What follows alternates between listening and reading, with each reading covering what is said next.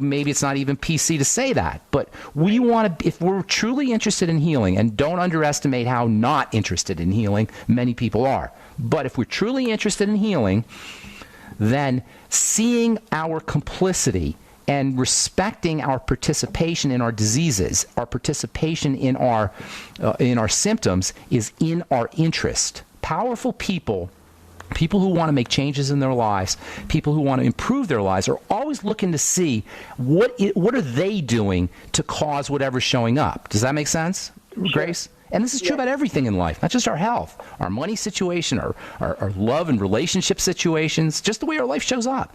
If you're a powerful person and you're really interested in making a difference in your life and changing your life, you're going to really want to see, how am I at cause in the crappy stuff?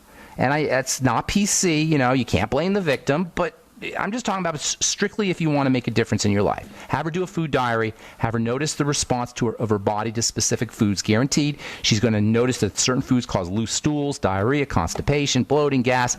Those are foods that need to be eliminated. Get her on the Biolumin Nightly Essence, 3 in the morning, 3 in the afternoon, 3 at night. Have her use digestive enzymes, the ultimate enzymes, with all of her meals. And then the food diary where she's eliminating problem foods, and she should notice results pretty darn quickly. Now, obviously, diabetes is a sugar problem, so she's going to have to watch out for her sugar as well. Limiting the amount of carbs is super important, and that includes fruit and fruit juices, certainly desserts and breads and pasta, etc. But some people think fruits are somehow benign. They're not, especially for the liver, especially for type 1 diabetes. So limiting them.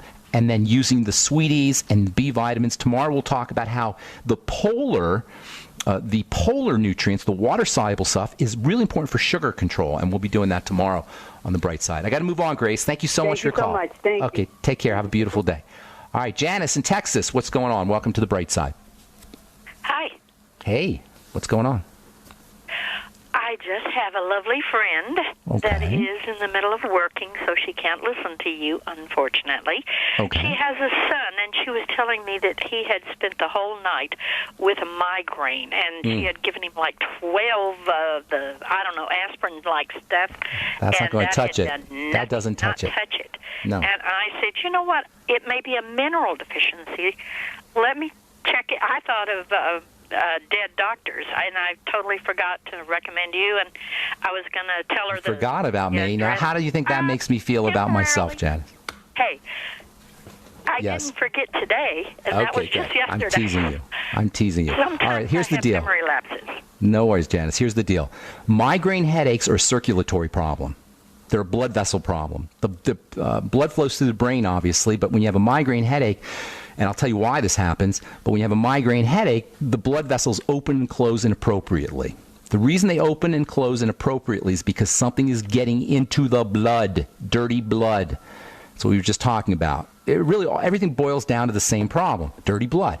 So in the case of migraines, you're looking at food allergens, and it can also have to do with fatty hormones, sometimes specifically estrogen. When estrogen changes, when it fluctuates, it can cause the blood vessels to open up and close inappropriately. When you get allergens into the body, the same thing can happen. These are the two major reasons why people have migraines. If they're related to a menstrual cycle, or if they're in a woman, you want to think maybe estrogen's involved. It's a boy. For this young boy, I would say almost guaranteed it's a food issue. Okay? How do you know? Well, you look for foods, and you look for food problems. You look for triggers. Again, food diary, look for digestive symptoms and backtrack them to specific foods. You follow me? Look for a history of food allergies, all of those. Nobody just has a migraine. A migraine is a secondary symptom. You got to look for the primary cause, and it's going to be something getting into the blood, again, estrogen or food allergen. Now, there are some minerals that are involved that can help, specifically one mineral called magnesium. And magnesium has actually been used as a treatment. Why? Because magnesium opens up the blood vessels. When you have a migraine, you've got blood vessels that open up real fast and then close. And so the direct cause of a migraine headache is the blood vessels closing. And so relaxing the blood vessels is very helpful, and that is one of the roles of magnesium. So you can use 2,000 milligrams of magnesium a day just to keep the migraine away, or you can use magnesium to treat the migraine, although it does take a while for the magnesium to get into the blood. If you want a fast way to vasodilate, that means open up the blood vessels. If you have a migraine, what's the fastest way to open up the blood vessels? Deep breathe. Slow, deep breathing. If you guys are out there listening and you think, well, it sounds like a might be a good idea to have my blood vessels open up to improve the flow of blood, to improve nutrient delivery. If I have a migraine headache, to improve detoxification, well, I'm going to tell you the fastest, quickest, easiest way to open up your blood vessels. And it's not to take an antihypertensive drug that poisons your blood vessels, forces them to open up. It's just to sit on the couch and practice slow, deep breathing. Now, if you have a migraine headache, you may not feel like doing that, but if you do it on a regular basis, you may never even get the migraine headache. So magnesium, the B vitamins also can be helpful. That's the Beyond Tangy Tangerine. Sipping on it all day long. If he does have a migraine, it may help him to sip on it while he has the migraine if he feels like doing that. And then slow, deep breathing and eliminating food allergens, doing a food diary. You can also think about supporting gut health, the health of the intestine with the Biolumin Nightly Essence, with the Fucoid Z, with the Ultimate Enzymes, by using some apple cider vinegar, and also perhaps even the glucogel caps, although that's more for building the intestinal lining long term. Okay? Did that help you, Janice? Thank you.